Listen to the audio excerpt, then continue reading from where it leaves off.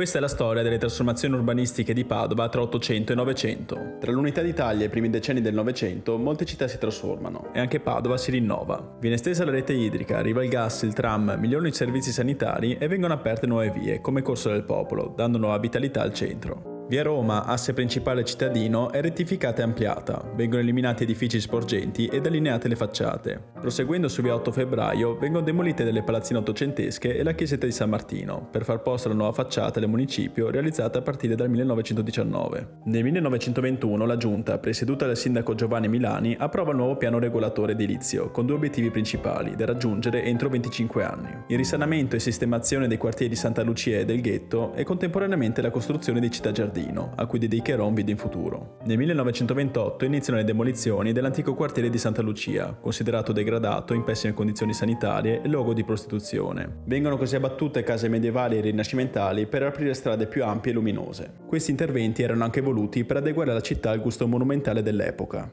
Intento poi condiviso dal regime che nel 1937 inaugura la grande piazza prevista nel progetto, dotandola però di edifici più austeri. Nasce così Piazza Spalato, oggi chiamata Piazza Insurrezione. Il piano del 1921 viene realizzato soltanto in parte. L'esempio più evidente è che a sud di Piazza delle Erbe il quartiere del Ghetto doveva essere battuto, con la realizzazione di un'altra grande piazza che avrebbe ospitato un mercato coperto. Verrà alla fine risparmiato per via del costo degli espropri e di un cambio di priorità dei lavori pubblici.